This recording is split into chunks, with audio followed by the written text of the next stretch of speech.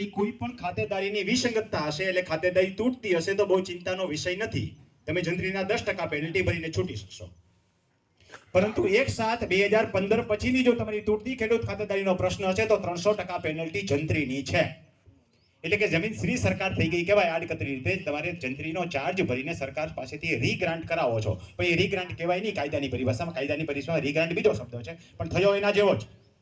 અને હવે ધીમે ધીમે જંત્રી માર્કેટ વેલ્યુની નજીક જતી જાય છે. તો ખેડૂત ખાતેદારીના પ્રશ્નમાં જૂની ખેડૂત ખાતેદારી બહુ ઓછી તૂટે તો પણ 10%માં છૂટી જાઓ. પણ હવે નવી જમીન લેતા હો ને ત્યારે ખાસ જુઓ કે એવી જમીન ન લેવી જે 30/6/2015 પછી કોઈ એમાં ખેડૂત ખાતેદારે જમીન ખરીદી હોય એવી જમીનને હાથ ગઈને ગાળવી, નહીંતર ફસાઈ જશો. ખેડૂત ખાતેદારી તૂટી તો ઘોરી, પૈસા તો પાછા કમાઈ લેશું, પણ ખાતેદાર મટી જશો એનું શું કરશો? ખાતેદારી થોડી કઈથી વેચાતી મળે છે. આ શબ્દ જે બોલું છું બહુ અગત્ય ગુઢ વાળો છે, ઘડીકમાં નહીં સમજાય, પણ એક એક વિષયની હું ડેફિનેશન આપીને છણાવટ નહીં કરી શકું કારણ કે આપણી પાસે સમય અહીંયા ટૂંકો છે. તો ખેડૂત ખાતેદારી એ બહુ અગત્યનો વિષય છે, એટલું તો બધાને સમજાઈ ગયું હશે. અનેક રીતે ખેડૂત ખાતેદારી તૂટે. હવે કેવી જમીન લેવી ને કેવી ન લેવી. 1/7/2015 પછી વેચાયેલી જમીનો હોય આવી જમીનો બને ત્યાં સુધી લેતી વખતે ધ્યાન રાખો ને 3 થી 4 વખત જો એ રીસેલ થઈ ગઈ હોય ને, મલાઈ લેવા વાળા ફરી ગયા હોય ને નથી લઈને વેચી હોય લઈને. હમણાં એક આ નવો બિઝનેસ ખુલ્યો, છોકરો શું કરે છે તો જમીન લે વેચનું કરે છે. એ કેટલાયની ખાતેદારી તોડી નાખે. આને હું જમીન અભડાવી ગયો એમ કહું છું. કેટલાક કાઠિયાવાડી શબ્દ છે ને સીધા માણસને યાદ રહી જાય એટલે આ શબ્દ વાપરું છું કે બિન ખેડૂત એમાંથી જેની ખેડૂત ખાતેદારી તૂટે એની ખબર નથી કે મારી ખેડૂત ખાતેદારી તૂટે છે.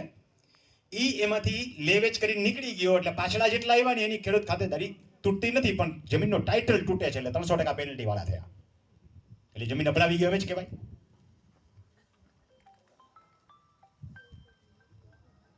આપણે જેમ પેસ્ટિસાઇડ વધારે વાપર્યું અને રાસાયણિક ખાતર વધારે વાપર્યું તો જમીન દૂષિત થઈ ને, એમ આ જમીન દૂષિત થઈ. મૂળભૂત જમીન તો સારી જ હતી, વચ્ચેથી બિન ખેડૂત ફરી ગયો, એની ખેડૂત ખાતેદારી તૂટતી હતી. આવા ઇસ્યુ મોટા હોય છે. ખેડૂત ખાતેદાર સર્ટિફિકેટ ઉપર પણ વિશ્વાસ કરવા નહીં તો પછી શેના ઉપર વિશ્વાસ કરવા?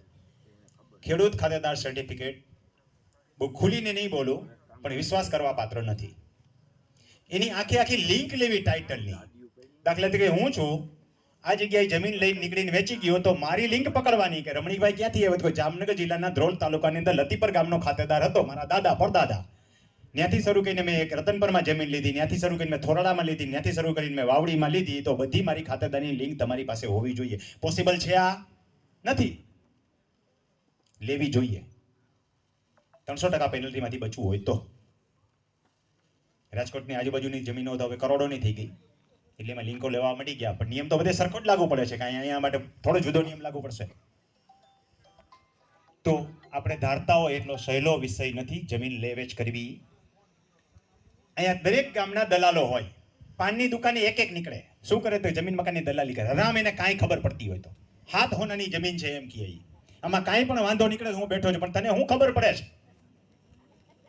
કાંઈ વાંધો નીકળે તો તું બેઠો પણ તને ખબર કેટલી પડે? તને ફેશન પત્રક બધાય ખબર પડે છે કે આ ફેશન પત્રક કહેવાય એમ, અને આની શું ઉપયોગિતા એ ખબર પડે છે? એ તો ખબર પડતી નથી. તમામ દલાલ એમ કહેશે કે આ જમીનમાં કાંઈ વાંધો ન, કાંઈ વાંધો પડે હું બેઠો છું. તું નહીં, મેજિસ્ટ્રેટ બેઠા રહીએ, કાંઈ ન કરીએ કાંઈ મેજિસ્ટ્રેટથી. કાયદામાં જે પ્રક્રિયા કરવાની અનુસરવાની છે, પેપર્સ જે છે એ પેપર્સ રહે. સામે મેજિસ્ટ્રેટને ખબર છે કે આ માણસ પ્રમાણિક છે તોય કાંઈ ન કરી શકે, એને કાગળ ઉપર હાલવાનું છે. માનો કે વારસાઈ જમીનની અંદર કોઈની જમીન લીધી છે અને એની અંદર એના એક બેનનું નામ છુપાવેલું છે,